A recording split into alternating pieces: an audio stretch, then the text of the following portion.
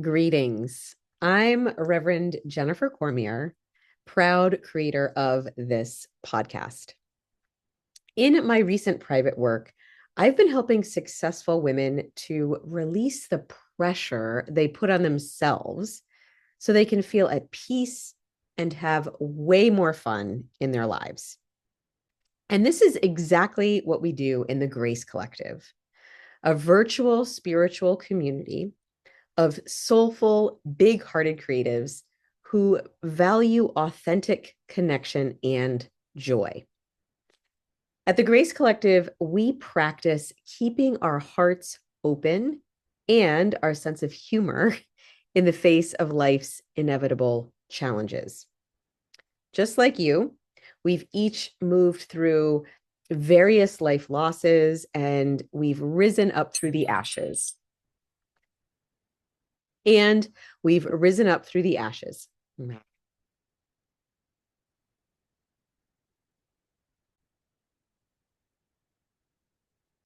Greetings. I'm Reverend Jennifer Cormier, ceremonial artist and proud creator of this podcast. In my recent private work, I've been helping successful women release the pressure they put on themselves so they can feel at peace and have way more fun in their lives. This is exactly what we do at the Grace Collective, a virtual spiritual community of soulful, big hearted creatives who value authentic connection and joy.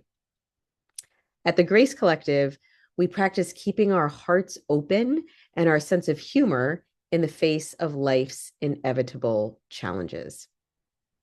Just like you, we've each moved through various life losses and we've risen up through the ashes. We're leaders, artists, healers, aunties, mothers, grandmothers who gather to heal, grow, and create together. We honor our bodies, the earth, and all beings as sacred, knowing that nature, friendship, and laughter are all good medicine for the soul. We meet at the intersection of spirituality, embodiment, and creativity as part of our activism and our legacy. So I welcome you if you are a soulful woman looking for more community, creativity, laughter, and fun. I invite you to join the Grace Collective. We're offering our listeners 1 month of membership as a gift. Visit www.gracecollective.us and check out the show notes for more details. I look forward to connecting with you there. Until then, I send warmth and gratitude from my heart to yours.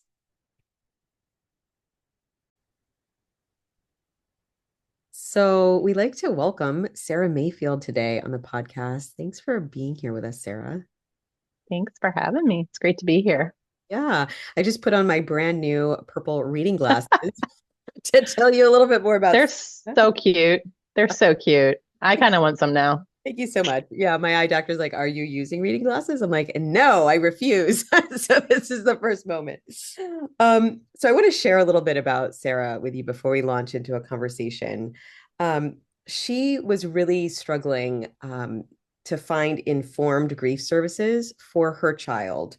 Her son Bradley was struggling after the death of his brother, Elliot, and her passion is really supporting now youth and families and really promoting grief awareness in general so that families can get all the support that they need, which is so important. Um, she's a compassionate bereavement care certified provider and is also certified in thanatology and has been a nationally certified counselor since 2007. Her Bachelor of Arts and Masters of Counselor Education came from the University of Virginia. And she spent 9 years, right, as a elementary school counselor. Is that true? Yeah. Yep. Yeah, and at that time you really loved reading picture books to the students Hmm. and really discovered a passion um for just sharing stories with kids. Hmm. Hmm. Will you just share a little bit about how that love for being with children, reading to children, Hmm. counseling children has informed your work today now as you weave the Yeah. work in? Yeah. So yeah, kids are kind of the heart of my interest, right? Yeah. And so, when I was graduating from undergrad, I remember just being wowed. My mom was a teacher for all these years, right? All these different elementary school grades. And I remember thinking, that's a cool job, but I really don't like all the take home work that she has. She'd be up till like midnight grading papers and doing stuff. But I thought, what a cool profession where you get to have such an influence and be with, the future generations, right? In such an intimate way. So um, I also was really fascinated with psychology as well. And so I was kind of like, I like working with kids. I like psychology a lot. Well, what's a logical conclusion? And so went to grad school, did the whole school counseling thing, and absolutely loved it. The only reason I left is because I was pregnant with my first kid and I was doing a 45-minute commute. So it was not that hard of a choice, right? It was time to kind of hang it up for a little bit. Um, and so it's always kind of been there working with kids and then the passion of helping kids. There's something in me that um, even when I see clients, adult clients now, when they talk about trauma from childhood, there's something in me that just, responds to that because I think there's such a level of innocence and seeing things for the first time, right? And just figuring out your way in the world. And I think that is something that I love to kind of protect and champion at the same time. So that's kind of where my interest in kiddos has always been Yeah. and still is. Right now, I'd say roughly half of my caseload is youth. Mhm. Yeah. Yeah. Yeah. And y- you, I know you've written a book, Hmm. and this came out of, I think people would call it when you lose a child a tragic Yeah. event. Hmm. Um, Sure. and would you just share a little bit about your children and your experience of loss in whatever way feels Sure. Yeah. appropriate Sure. at this moment? Yeah. Thank Yeah. you. And thanks for asking, and inviting me to do that. So Bradley, my oldest, when after, I stayed at home with him for a bit. He was about, 2.5, and my husband and I were having the whole talk like, well, we don't want him to be an only, we want him to have a sibling. And so we started trying and around, about a couple months later, we were pregnant with Elliot. And Elliot was born in 2016 and they played together. I mean, it was really fun to watch. And, of course, I'm talking in the past tense. It was very fun. They would just giggle and run around the house. And I mean, it was insane. I was glad I was younger to deal with that at the time because it's just so much activity, right? And so it was so fun to watch. There was a bond there, it was built in best friend and playmate, right? Were they Um, just a year and a half they apart? were they were two, Two two years. years apart. And so just unexpectedly, one morning I went in to check on Elliot and he was no longer alive. Um, so he had just died in his sleep and there was no real warning, no heads up, no anything. He was about a year and a half old. And still, there's also, you want answers, right? I want answers. And sometimes we don't get them. Mhm. And so I've always said kind of my mission has been acceptance, right? Not necessarily understanding. Mm. So, so Bradley was roughly around 4 when Elliot passed away, a little under 4. And then, it informs everything. The dynamic of the family, my career choice going into, grief counseling as a result, um, having one child, driving him to school with the empty car seat next to him in the back seat, just all these things that are so daily routine-ish Mhm. that um, are a blow to the gut for a long time, Yeah. right? And it's been 7 years now since Elliot died. And while it does morph and it does change, I don't know that it gets easier per se. I think it just shifts and it moves in different ways. Yeah. Um, so I would say a couple years, two, 1.5 after Elliot died, we started talking about oh, there's the dog. There it is. Moving forward with I probably will have to put the dogs in. Can we pause? Fine. Yeah, yeah, yeah. Okay. Sorry. The beauty. There we go. Um, okay. Beauty of doing these things in summer Mhm. is having to take them from home. Yep. Okay. There we go. So about a year and a half after Elliot passed away, we started talking about how we essentially did not want Bradley to be an only child without a living sibling. I want to stress that too, right? And so we actually explored some alternative methods with a reproductive endocrinologist because we knew we didn't want to. If there was a 0.0001 chance that maybe Elliot or that my husband and I are carriers of something Yeah. genetic, we didn't want to risk that. And so about a year later, along came Grace. And so we chose her name, just it's very special to us. We feel like, it's hard to wrap your mind around that she potentially would not be here if Elliot hadn't died, Mm, right? And another way to say that, mm, right? It's one of those things where like in grief we talk about carrying dualities a lot. yeah. And so I have to carry, right? This odd kind of double standard of like carrying the pain with him versus the celebratory nature of having her. And so Yeah. carrying both equally. Yeah. And so Bradley is now 11, going to middle school in the fall. Crazy. And Grace is going into kindergarten, both pivotal years. So yeah, it's wild, it's busy, it's crazy, but we we make we make daily intentions and weekly efforts to carry Elliot forward with us with different things that we do as a family, that we do individually, right? That we do outside of our home and our community. Yeah.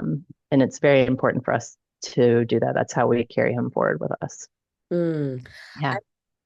Thank you so much for sharing. And I think that it would really benefit people to hear a little bit more about like what does that look like? A daily intention, a weekly intention, how does a family Yeah. carry that loved one forward? And, you know, h- what does that look like? How is it helpful? Yeah. You know, Yeah. Yeah.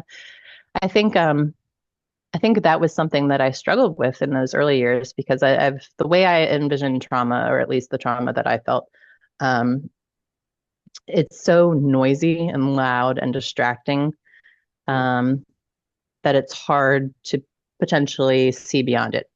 And so sitting in that, heavy trauma of sudden and unexpected loss in the beginning of death, sudden and unexpected death in the beginning, I mean, that's all I could see was trauma everywhere, right?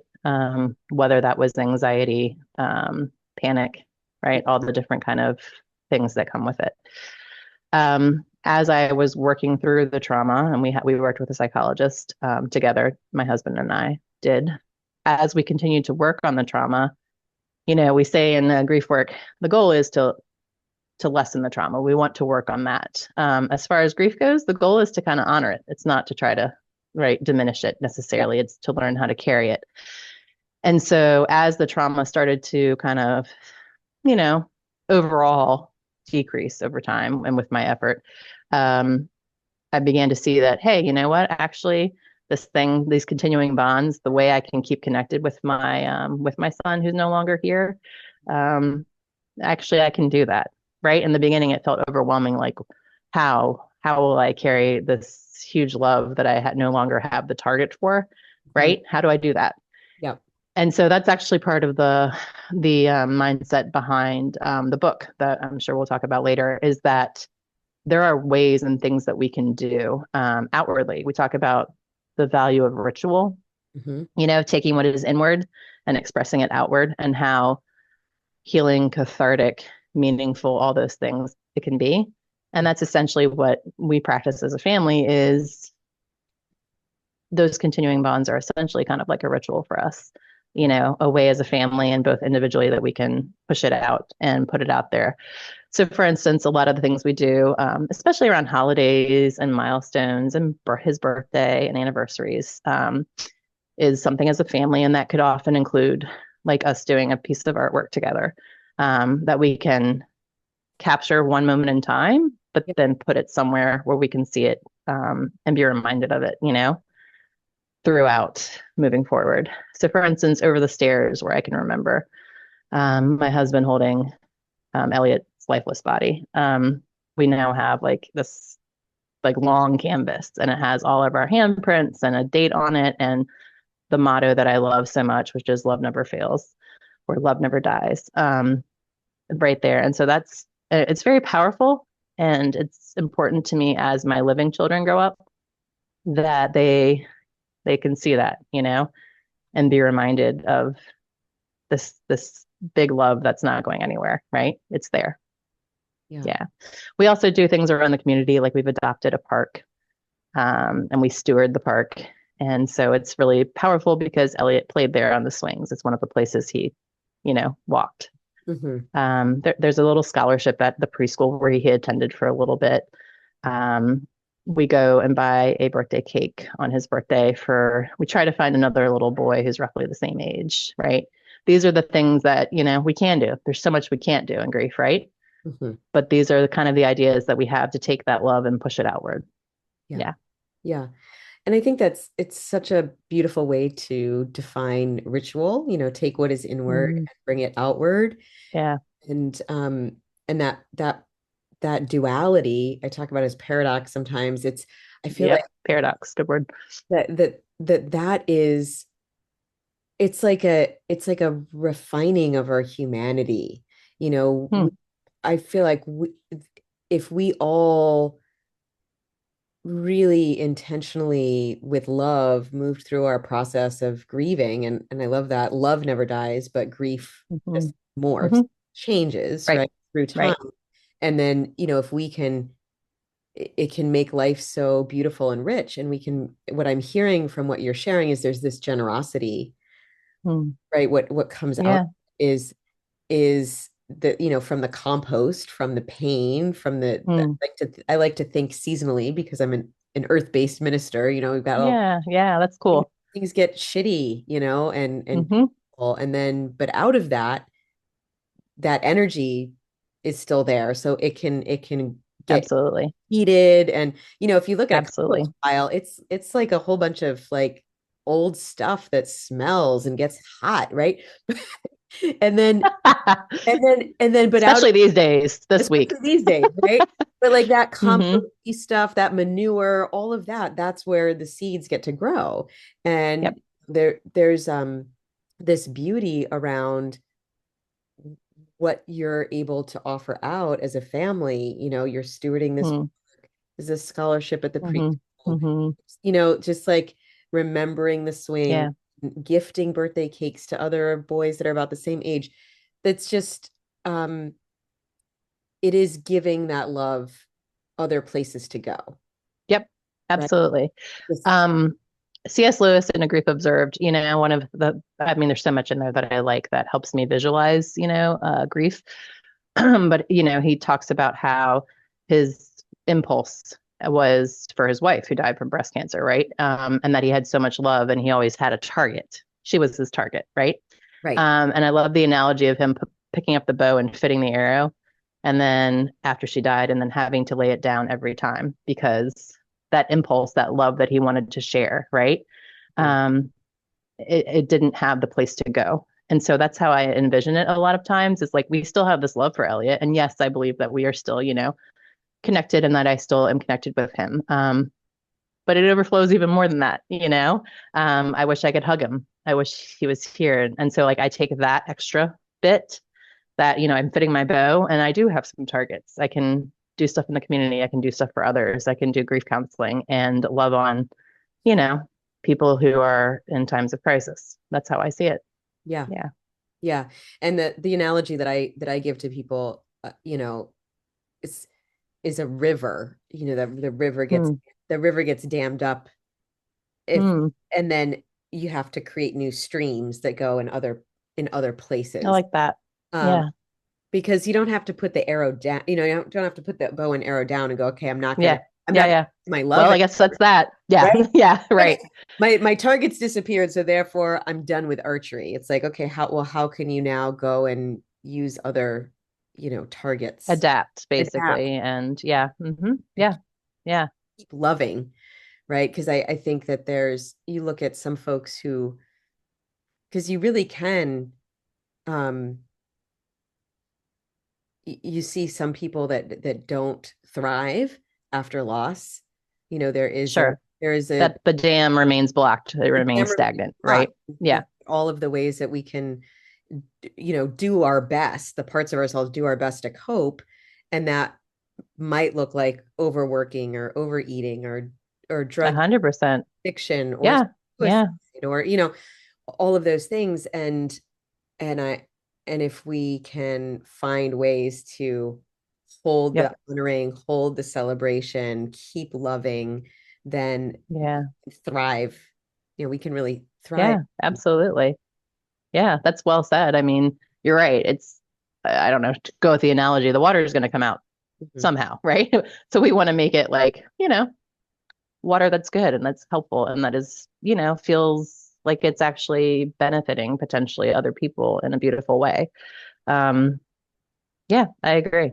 You Yeah. don't have to put the arrow down, right? You don't have to put the bow down. You can still figure out and adapt. Yeah, totally. I Yeah. like that. Because I know some folks that maybe haven't gone through a big loss of a child or a parent or a best friend or a sibling.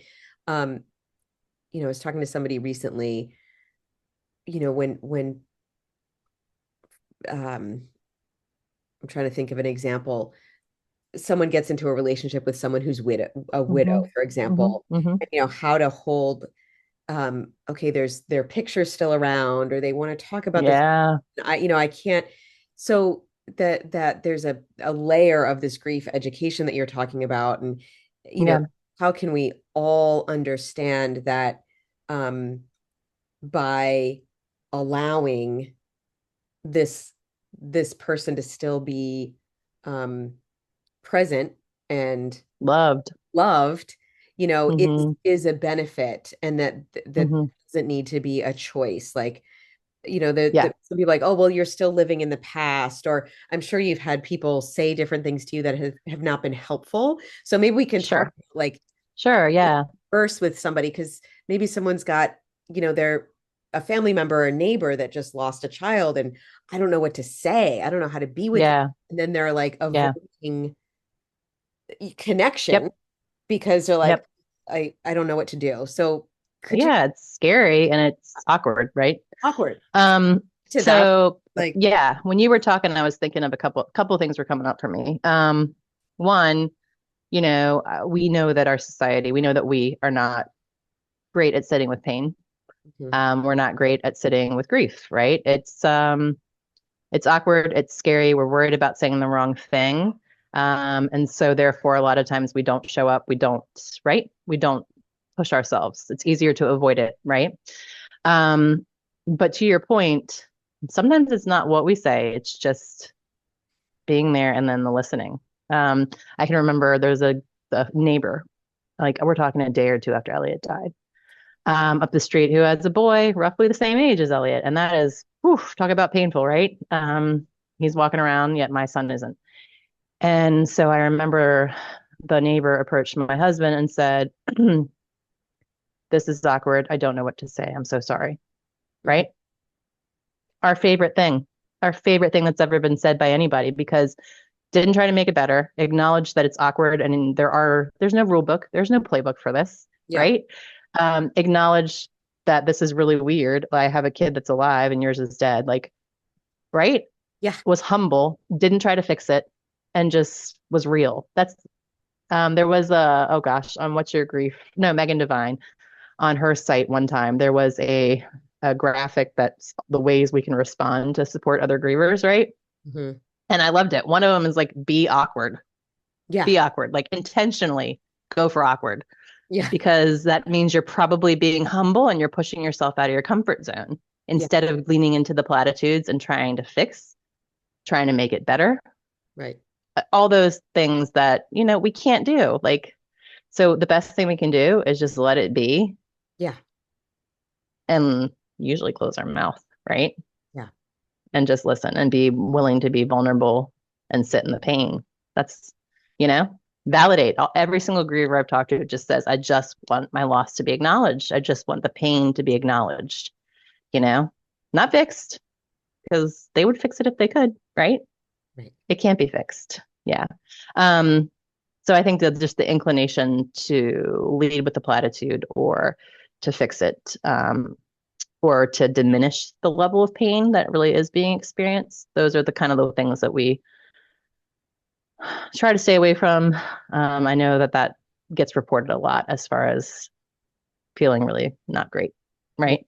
Um, but ultimately, the I recently saw like an article on LinkedIn about how ultimately grief therapy shouldn't even exist, right? Grief counseling shouldn't exist. If we were doing what we're supposed to do in society for each other, supporting, listening, making time, asking, connecting, Hmm. right? I would be out of a job, right? Because instead, what we're doing is telling people, okay, it's been what, 5 days in the business world you get off or something for bereavement leave, 3 to 5 days. Or it's been, greater than 6 months to a year, depending on diagnostic codes. We're telling people, okay, now it's time to go behind closed doors, right? You're going too long with it. Too much now. Um, Too much, right? Too much.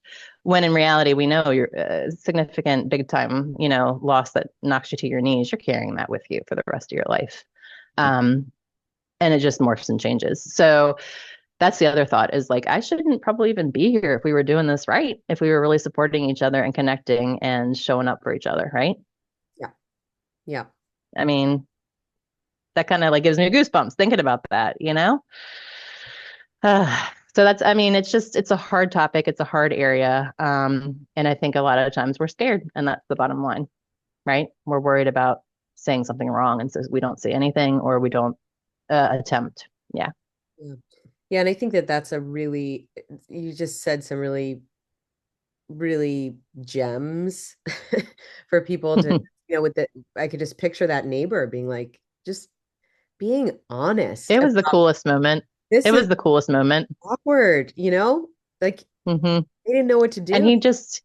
he seemed genuine when he said it. And he was like, he was humble. He was humble. He didn't come in and act like he knew how he could make it better. He was just like, I think he even said, this sucks. I don't know what to say. It's so awkward and I'm really sorry.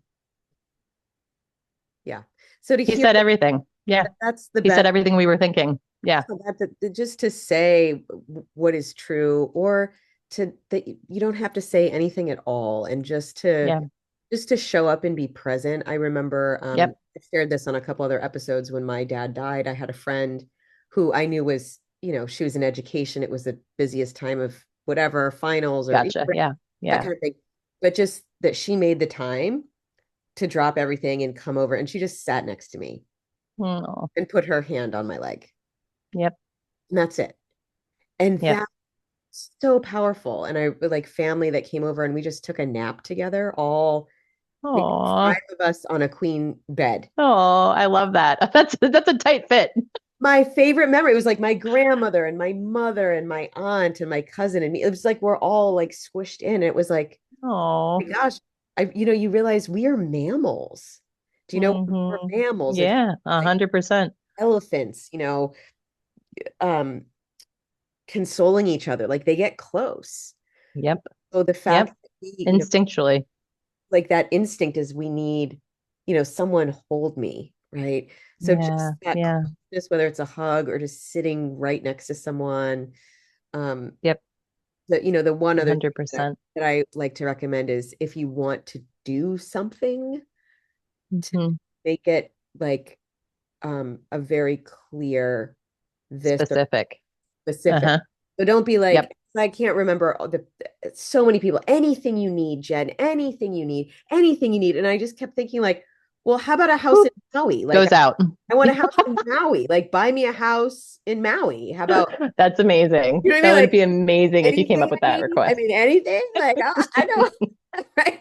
So, so that anything you need was not helpful. Um, Yeah, too because vague. also you're also not able to think when you're in a grieving, when you're in that Absolutely. Yep. a grieving place. You can't. Your brain is not functioning to come up with, gosh, what do I need? So No. to be able to think about as a support, as an if you're a neighbor or you're a friend or your family, Hmm. like, Hmm. gosh, this person's really struggling. They just had this big loss. What am I available to? What would I like to Yep. offer specifically? And if it's, Yeah. I'm making a big pot of soup, I could bring that over. Or someone just recommended like, oh, like DoorDash gift cards or something. Hmm. And then to be able to say, hey, I just a text. I'm thinking about you. I love you. I've got a big pot of soup.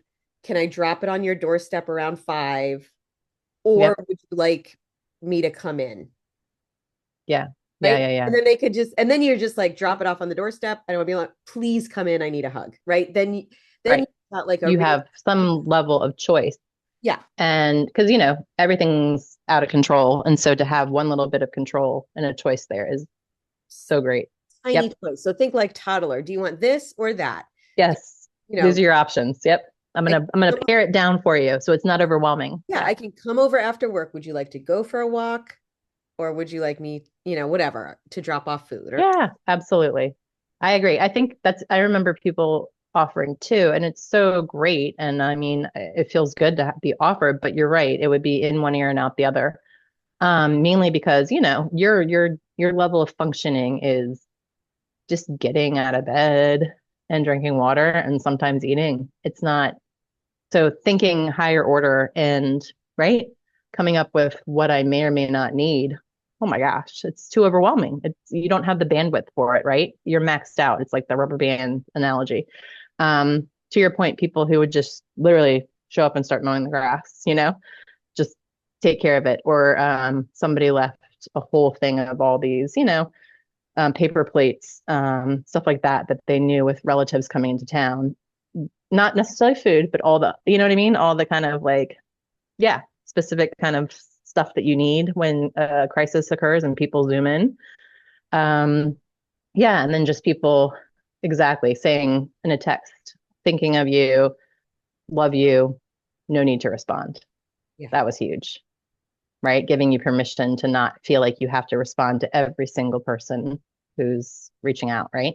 right. Because then there's, Yeah. then I have to respond back, and this is how we're doing. And then Then that's there might, yes, yeah, yeah, yeah, it could snowball real fast and you don't really have the bandwidth once again. It's just you're maxed out. You're just trying to survive. Yeah, that's absolutely. a really beautiful tip to put that at the end of a text. No need to respond. Oh, Yeah, like, and just a heart or something. So it doesn't come off as like, no need to respond, you know? And so it comes off as caring, not like right, dismissive. Yeah, yeah, yeah. right. Yeah. Text is tricky like that. You know what I mean? Yeah. So I Yeah. feel like there's some really key pieces of your story. You and your husband together both had some support. You went to go see, Hmm. I think you said Yep. psychologist, right? Together. And the key thing about her, because you hear psychologist, sorry, I've got some bias, right? I'm a counselor, which is a wellness model, all that kind of stuff. And you hear psychologist and you think, like, not always necessary for grief work, right? The coolest thing about her name is Dr. Marshall, is that she just like she was so compassionate. I remember her tearing up when I was first telling the death story. I almost got it right there, right? Of Elliot. And that was my favorite moment because it showed humanity and that she could have sat there and remained clinical, Mhm. right? But instead she went with the human moment, or maybe couldn't even avoid it. And it was, I mean, like I just got chills. I will always remember that. And just the listening and not trying to fix it, like a lot of great instincts that gave us permission to just work through it on our own timetable. Yeah. Yeah. So you're right. We did have a lot of supports, whether neighbors or professional, right? And I know that can make a lot of difference in the aftermath right away, especially. Yeah. And and then I love to just have you share a bit about your book, which you were kind enough to send me a version Yay, you got here, which one. I really, Yay. really enjoyed. Um, because for children that experience loss, it's, Hmm. I think adults sometimes have a hard time, again, just like we do with other adults with the platitudes or they're Yep. in heaven or, whatever they Yes. Yeah. Better say, place. Yeah. Hmm. diminish the pain that we're feeling. A And 100%. children are people too, and they are feeling Yeah. pain. And Yep. just like we're awkward, like we were just speaking with other peers that are about our same age, we're awkward with kids. Um, Oh, 100%. Yeah. so, would you just share a little bit about what was coming up for your son, and then what was the impetus and your journey of creating this book? Thank you. Yeah. I mean, I could spend a whole hour talking about this, but I won't. Everybody's like, oh no. So obviously my profession, I chose to work with kids. I have just a desire and an interest. I just love it, right? There's something specific about working with youth. Then pair that with, that was my background, my foundation. And then watching my son, Bradley, grieve the death of his brother, I obviously had an unfortunate front row seat to what childhood grief really looks like. Because, it's not moods that last like a whole day, like we might see for an adult, right? It is more snippets, sound bites, quicker dosing of grief. So like, for instance, crying, refusing to get into the bathtub, which was a shared activity that he had with his brother each night. So avoiding and freaking out about that, right? Not temp, well, actually temper tantrums, absolutely. At school, especially, he would hit the wall and have a lot of anger. And then night terrors. I mean, we could go on and on, right? But you don't see that all the time when he's out at the playground, when we're taking him there for some outlet and a reprieve. He looks happy. His Yeah. brother just died. You don't see that. Um, and so it's easy to minimize, diminish, overlook childhood grief because it looks different and because youth in general, there's the dual process model where you go back and forth between two different coping styles, right? Sitting in the loss versus moving forward and living life. And what matters most is you have to go back and forth. You have to sit in the loss, right? And then you also have to live your life. And Mhm. so we see kids a lot of times really quick going between them, you know, hot second of grief and then back to it, back to living life. And so that can be confusing. And we can often say, oh, kids are resilient, he'll be fine. Or he's so young, he won't remember. Oh boy, did those get me going because I'm the one seeing the intense pain on the front row, right? And so that's kind of the background for the book is one, I have such an admiration for youth, right? And their love of life and their innocence, right? But two, advocating that when children grieve, it looks a little different, but boy, is it there. And let's not diminish it and let's not disenfranchise children's grief, right? And so it also itched a scratch or scratched an itch. I don't know which way you say that. For me, one of the hardest parts of the grief was not seeing them grow up together as brothers and have that relationship, you know? And so the book kind of teases that out a little bit too, is what would it have looked like potentially? Because that's something we all do. We all think about not only did we lose this person, but we lost the whole future and what it could have looked like, right? And so honoring that and honoring childhood grief is kind of the focus of the book, Mhm. with a little emphasis on continuing bonds too, right? That we can still remain connected to our loved one and that it's healthy to support that in youth. Youth who especially have had a secure attachment with their loved one, who died. That's Yeah. the one little caveat. Obviously, if it's an insecure attachment or an avoidant or ambivalent, all those kind of different categories, then sometimes continuing bonds are not the best thing because the relationship was conflictual or whatever. But for most sibling relationships, et cetera, supporting continuing bonds can be very healthy. Yeah. Yeah. Yeah. Told you I could go on. I could go on even longer, but this is That's the grief nerd in me. It's so going to come out. So great. So would you just, when you say continuing those bonds, so that's one of the reasons why, will you tell us the title of the book and a little bit about, Sure. Yeah, yeah, yeah, yeah. So the title is The Sure Thing, and obviously the thing is love. It's about love. Like even at the end of the day, if your person is no longer here, that love that you have for them you still have it, you still carry it forward with you. And so the book includes at the end, I wrote a little letter to youth who are reading it and then to adults who are reading it. And those look a little different depending on, who's the target audience. Then I also included today notes, which are notes that the boy in the book writes notes to his brother about the things he does with his love for him, right? And I call it living that love. And so there's some today notes that are printable and you can cut them, actually use the scissors and cut them out of the book and write on them. And the goal is to kind of capture, like encourage kids to think about how they can show their love for their loved one. How can you continue this relationship, this love? Because just like that arrow, like C.S. Lewis, talked about, let's keep that going. Let's let the kid figure out ways to express that love that they have and they still feel for their person, right? And then it gives a list of just some ideas of things families can do together or independently, just ways to express that grief and that love for their person. Yeah. So good. And starting with, if you're not really sure how to be with it or how to comfort a child, starting with a book. Yes. You know, like It's a familiar thing. It's a familiar, right? It feels a book. natural. Yeah. And to your point, like piling in five of you in the bed, usually with the book, you're having to kind of gather closer to each other. So there's also that comforting presence thing too. Yeah. Right. Picture book, you've got to sit close enough to both. Yep. To see the pictures. Yeah. And Yeah. then from that, there might be some discussion that happens. I think about my son who, he's 10 and he's not experiencing any acute grief right now. And so I'm just thinking in general, talking to kids, um, Mm-hmm. sometimes we think it should look a certain way. Like, oh, we'll sit down at dinner and look at Sure. each other and talk about it, like, or let's have a family meeting and talk about it. Let's sit in the car as soon as they pick you up from school and how was your day? And it's like all those Fine. traditional ways Yeah. that someone might think of how, like, for me, it's like none of those work with my kid very well. What Yep. works is when we walk around, we started walking around the block after dinner. And when we're walking Hmm. around the block, he'll say, "So what do you want to talk about?" to me. Oh, I love that. But it's because we're walking. So it's like these different communication styles and learning styles, and knowing that each person is different, each child is different.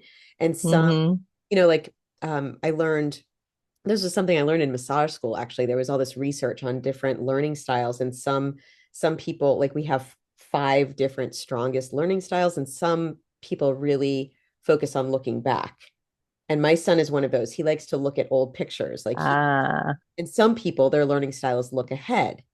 And some are like, they can't, like, they like to hit a ball against a wall while they talk. Yeah. Yeah. So Yeah. they get in trouble in school because they're bouncing. Yeah. Kinesthetic kind of people. Yeah. They're Totally. kinesthetic people. So it's like, okay, that kinesthetic person might need to be walking or bouncing a ball while they're, Yep. right. So Yep. just thinking about that, if you're trying to connect with a child, 100%. or for him, he'll bring up a topic when I'm not asking at all. Like, oh, we're reading a book, the lights are There out. it is. Yep. Yep. There's just space, and he'll just randomly say something about the day or about something. So just opening up the spaciousness where I'm not trying to get it out of him. Exactly right. I love that. And what I'm hearing is, adaptability and flexibility on your part so that when it comes, you feel like you can attend to it. Um, Also, I love that, like, that's so cool about the walks that he's like, okay, what do you want to talk about? Like, in other words, like, let's connect. Let's talk about something together. Um, Huge fan of the outdoor element, like I can see in my future of counseling, that is a plan for me to do a lot of outdoor, get outside of the four walls, right? Even though they're really cute, get outside of the four walls and get out there. And, there's studies that talk about the eye movement, right? Of just looking around and back and forth and what that does for, the hemispheres of the brain, all this cool stuff. So yeah. And the grounding of just nature and temperature, it's so much. Yeah, and in my so I've shifted. I had a year-long program for women going through loss that was called Hmm. the Transform Your Grief program, then it was the Heal immersion. But I it came with it was very layered. There was community connection and ceremonial work and breath work Oh, neat. Yeah, and art, and that's we awesome. did sound healers and playback theater. It was Ooh, very man, I missed that.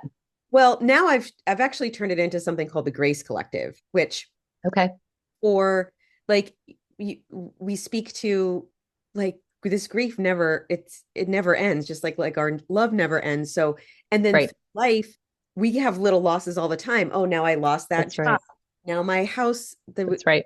with my house, my car died and I loved that car. It's kind What of constant. Yep.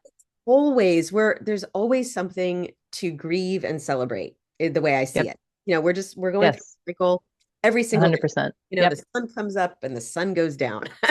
So if we can Yeah. build that resilience and do it season by season, month by month. So I morphed that into Yeah. That's awesome. people just wanted to keep going. They did a second year or they've been with me for 4 years. So it's like, let's do a membership that's accessible to everyone. And we'll do a ceremony. That's such a cool idea. We'll do retreats every season and and we'll do dream dancing with the ancestors and we'll put on Awesome. music and That is so neat. dance in our it's so cool. It's the coolest thing and it's like You're nothing. tapping into a lot there. You know what I'm, I mean? Like there's I'm so many layers. Yeah. there's so many layers. And so for me, like my job is to like be able to communicate this because there's nothing else that's like it. So when somebody knows something like, oh, this psychology is kind of like this counseling is kind of like this therapeutic process. Mm-hmm. Mm-hmm. And you're like, Yeah. okay, but something that's brand new, it's like, what is dream dancing with the ancestors? What are you talking about? Right. Right. Yeah. Yeah. You're making the schema. Making it, You're yes. you're doing it. So what I wanted to do is offer a space for people that, they're not going through something really heavy and deep, but they want that element of community and something Mm-hmm. you know, to hold them and also to to to help inspire for the next wave of creativity. Because what I find, That's you cool. had the book come out of Mm-hmm. us. It's like Uh-huh.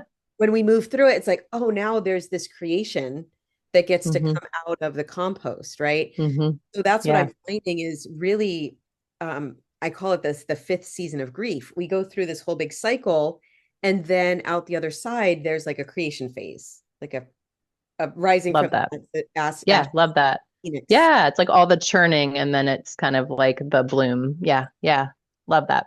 And I'm saying all this back. So I also offer private sessions for folks that want to work for a few Mm-hmm. months. In the Cool. program I had, everyone got one private session a month, and I really specifically Hmm. did those on the phone as an audio call instead of face to face on Zoom. And I did that, and people could choose, and a few people chose Zoom, but I I had done all of my sessions back when I went through my 2 year earth-based ministerial program. All my monthly sessions, I had two mentors that I met every month. They were Mm-hmm. all on Mm-hmm. the phone. And but this was like teleconference land. It was Yeah. before COVID. It was Yeah. before Yeah. it was a thing. Yep. Yep. Everything was, Totally. free conference call, whatever. And That's awesome. what was great about that is I would take all of my calls in the woods. And there was something Oh. so transformational. I would take the dog in the woods and I'd be walking with my mentor in the woods. And then, so for when I was holding space for grief, Hmm. I would say, this is going to be a phone call. So you can take the call outside. You can be in nature. You don't have to be connected to the internet. Hmm. You have to sit, Hmm. be still and look at me. We can walk together. You can sit under a Oh, tree. I love that. So there's something in that when you're talking about being able to have the eye Yeah. movement, Yeah. the body. And I'm such a somatic in the body Mm-hmm. Mm-hmm. person that, we've got so much that gets stored in our body. So if we can really 100%. Yep. enter movement, even if it's like a walk in a big That's circle, so cool. walking around the block, that's just so key, I'm finding. That is so cool. I love that idea, like, and I love that people took you up on that and realized, hey, this Okay. feels different. This feels like, right? It's a process, Yeah. not necessarily, yeah, the whole thing, the process and what you're talking about. I love that. It's just like the part of being able to be creative too. It's like, well, what really worked and works for me and what might work for someone else, what we think is the way that you should do it, like in an That's right. office.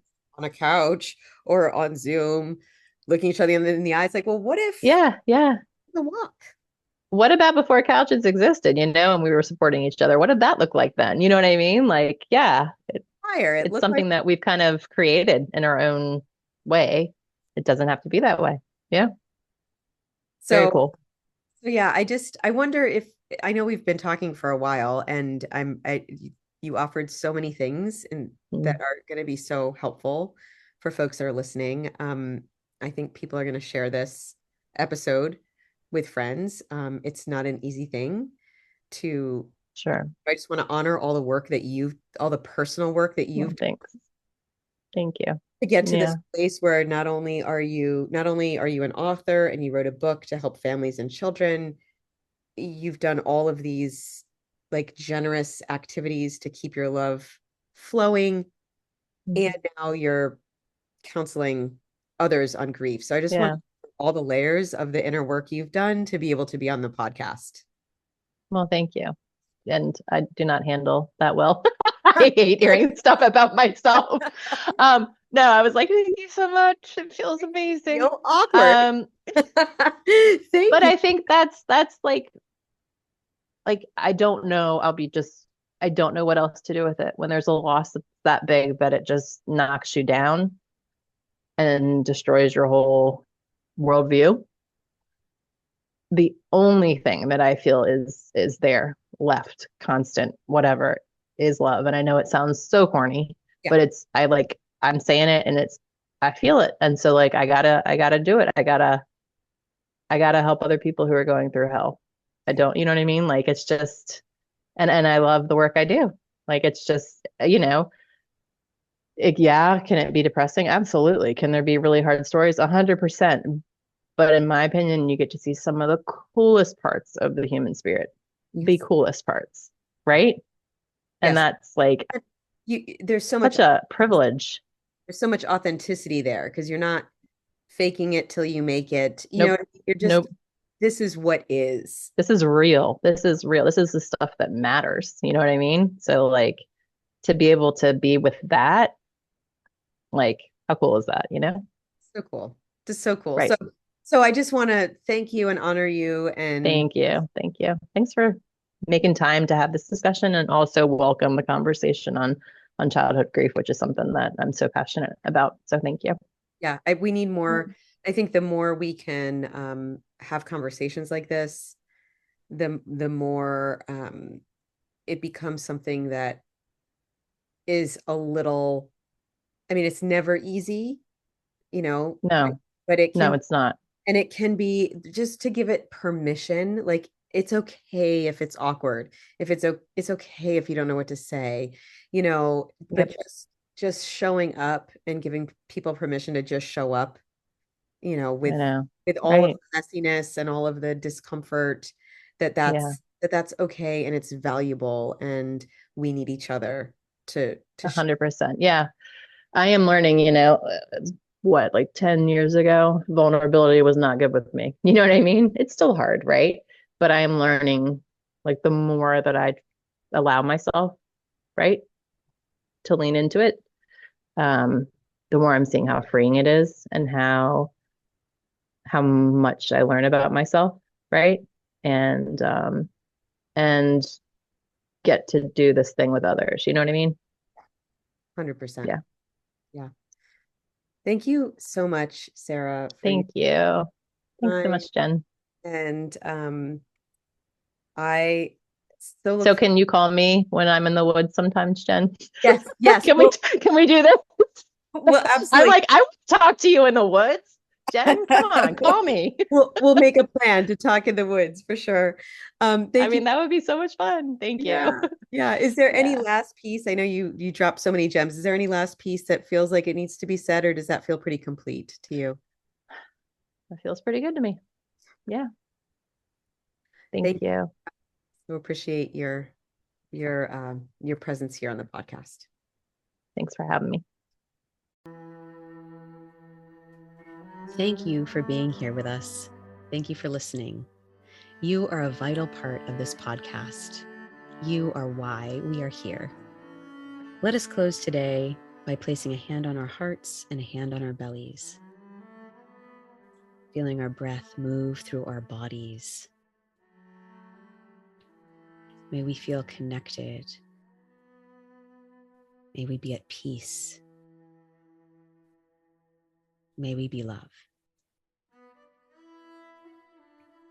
As we breathe, let us acknowledge that in this moment we are, in fact, alive, and this is a miraculous gift. Let's bow our heads gently to our hearts. Thank you for listening. Thank you for showing up. Thank you for doing something healing and kind in this moment right now. We give great thanks. We give great thanks. We give great thanks. And it is done until next time.